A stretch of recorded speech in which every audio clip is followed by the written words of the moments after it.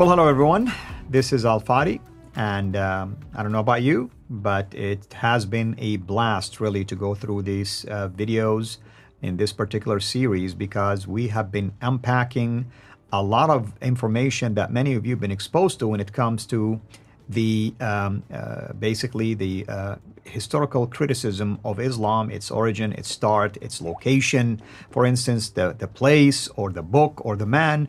But we've been doing it, myself and Dr. J. Smith, in a way that we are really putting it all together for you. We're taking all of this info that you've been exposed to and simplifying it in a way that every one of these short episodes hopefully could be utilized as one train of thought that you can have a discussion with a Muslim, for instance, or use it as a way to build upon in your dialogue or your argument or your basically interactions with somebody who is trying, let's say, critique the history of the Bible or the New Testament, or a Muslim who's trying to defend basically their standard Islamic narrative. Whatever the case might be, we're hoping that these videos will be a powerful tool in your toolbox.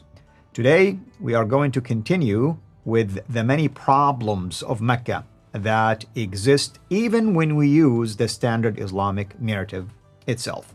And with us here is our dear brother, Dr. J. Smith, to do so. Dr. J, thank you again.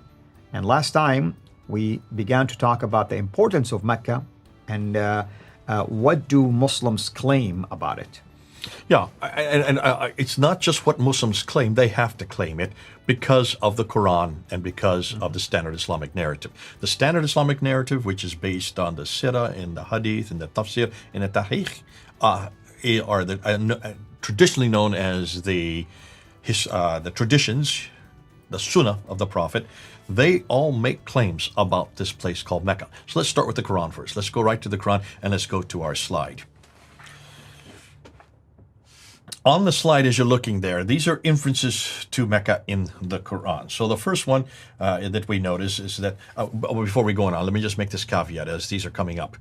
Nowhere in any of these references that you see up there, nowhere is the word Mecca used except in chapter 48, verse 24. That's surprising. Why is that surprising? Well, it is surprising. I mean, remember, we started by saying last time that the Muslims really think of Mecca as is a very important city, very important place. And if that's the case, I'm going to draw kind of like a comparison and say Jerusalem is a big deal. Yet Jerusalem in the Bible mentioned many times in many in many books in the Bible over the course of history.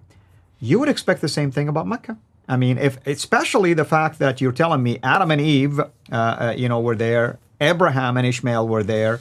We're talking big names here, technically speaking, but we're not finding any of that. So that's why it is important to point out that there is absence of the reference to Mecca except in one place, using the right and correct pronunciation, by the way.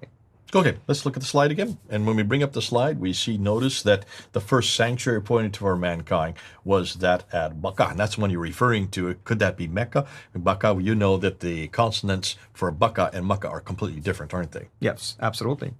And remember, when this was written out, when the Quran was written out, there was no vowelization. So it's even more secure that this would be Makkah, not a B. A beam that would be not there. So you can see it's obvious for those who are making this claim that Mecca is Mecca, they don't know Arabic. Either that or just the way it was written, it was confusing to the scribe and maybe they couldn't really decipher what it was. It was a B with a dot underneath it, or was a meme, like M, technically speaking, and they with a circle in the tail. Yeah, that's confused true. The dot with the meme. Okay. So you can see that as far as I'm concerned, Bakka is what it was meant to be, and Bakka is a place, and there we know where the Bakka Valley is, and that is also biblical. It's right there through the Bible. Secondly, Mecca is the mother of all settlements, but it doesn't say Mecca. It just says the place of the prophet is the mother of all settlements in chapter 6, verse 92, and chapter 42, verse 7. We referred to this earlier, that in chapter 7, verse 24, Adam and Eve were thrown down to earth, according to the traditions, Eve was thrown down to this place called Mecca. Because remember, the traditions are now unpacking what the Quran is saying in chapter 7, verse 24. The traditions where we're talking about this is written in the late 9th century is redacting it back to what the Quran is inferring. And of course, at that time, in the 9th century, Mecca was well known. So they would use the word Mecca, referring to this is where Eve was sent to. Adam would have been sent to Sri Lanka. And then we go to chapter 21, verse 51 to 71 that we talked about earlier, and that refers to the prophet is there in the city of the prophet, doesn't give the word Mecca, but according to the traditions, again, according to Sahih Bukhari and others, they all say that this is Mecca, where this is taking place, where he goes into the Kaaba, because where else is there a Kaaba except in Mecca in the 9th century? Well, there were many Kaabas, as we're going to find. Almost every hamlet had a Kaaba. Kaabas were quite numerous. A Kaaba just means a cube. It's the same word that you find in Hebrew. It just means a cube, a place where the idols are all kept in every town. Now, so that's in chapter 21, verse 51 to 71. We do know from the traditions that Muhammad was born there. The traditions written in the 9th century, 833, Ibn Hisham talks about it. In the 9th century, Mecca would have been well known by that time, and that he was born there in 570, and that he moved from Mecca up to Medina in 622. So that's what the traditions tell us. We also know in chapter 2, verse 149 to 150, the Masjid al-Haram. What does Masjid al-Haram mean? Well, it means like basically like the holy court or the holy place of gathering, the holy, mosque, technically speaking. Yeah. It's the forbidden place of bowing. Right. So the Masjid al-Haram was, in chapter 2, verse 149, was that the direction of prayers were to be towards the Masjid al-Haram, which used to be further north, and then it was sent down to the direction of prayer was then sent down to the Masjid al-Haram. That's all it says in chapter 2, verse 149 to 150. It doesn't say Mecca. It just says that the direction of prayer must go to the Masjid al-Haram.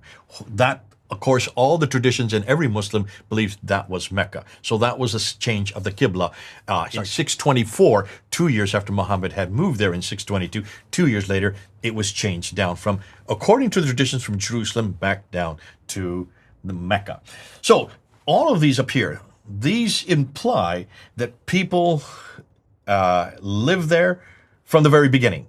So from the very beginning, all right through to Abraham, right on through to Muhammad himself, Mecca was there. It's very clear, according to the Quran, that this place, this Masjid al-Haram, or this place of the Prophet, existed. That is very secure according to the standard Islamic narrative. Let's go to the traditions itself. Let's look to the next slide. So when we look at the next slide, look at the enormous amount of vegetation that it talks about. These are the traditions now in the Quran. Both the Quran traditions, look and see what they say. So let's look at the slide here.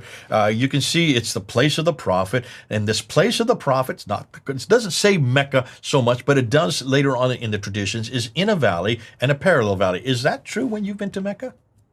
Well, I'm not aware of things like this as described, of course. It has a stream going through it.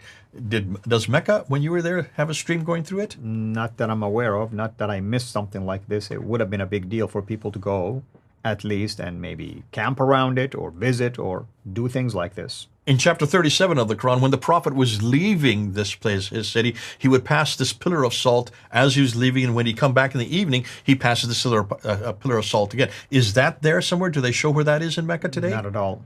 So there's no pillar of salt there today, right? So that's just kind of missing completely. That it has fields, according to Al-Bukhari. That it has trees, according to Tirmidhi. That it has grace, according to Al-Bukhari. Al-Bukhari also talks about the fruit. And then you have Al-Tabari talking about the clay, the loam. And then in chapter 6, verse 141, in chapter 16, and in chapter 80 of the Quran itself, it refers to olive trees. That this place where the Prophet lives, it has olive trees. Now, hold on a minute. I've got a problem with that. You've got a problem. I'd like to hear what you think of that. What does this suggest you? Fields, trees, grass, clay, fruit, olive trees, streams. What does this suggest to you? Well, this is like a completely different city than the one I'm used to. I mean, this is a fertile valley, basically, that has all sort of things, and there are some things that are missing. For instance, this olive tree, even fig mentioned, as well as if it's in reference to the surrounding area of Mecca. no fig trees, no olive trees. And you cannot say, well, they used to be there and they're no longer there, but we don't have evidence that they ever existed in the first place. There are olive trees there today, and I know some people have come back to me and said, Jay, look at there, here's some pictures of olive trees in Mecca. Today, when there's water, desalinated water that has been desalinated because of the Red Sea, because of all these Bechtel organization, a company that has desalinated it for the Saudi Arabia. There is water today, olive trees can now grow. But back in the 7th century and earlier, the only olive trees that existed were up in the Mediterranean, 600 miles further north. But this doesn't, by looking at it, this does not look like the Mecca you're referring to, the Mecca you grew up with, the Mecca you used to visit all the time, sometimes even on the afternoon to going to do the Kaaba, to going to do the prayers. That doesn't at all support the Mecca we know. That is correct. Not in the valley. Mecca does not have any of these listed above. And the reason why is because it's a desert. It's much too arid and dry to support any of the above. We're going to get back to that, but that's hugely significant. I wanted to put it in there because what we're seeing about both the Quran and about the traditions is that do not support what we know of Mecca or what we knew of Mecca. This is not a Mecca from the 7th century or any century earlier than the 7th century. Today, yes, today you can find these items there, but not back then. That's the first problem. We're going to get into another one. We're going to then look at some geographical locations, especially 3 geographical locations in the next episode. Wonderful. Thank you so much as always. And everybody, we can't wait until you can join us next time.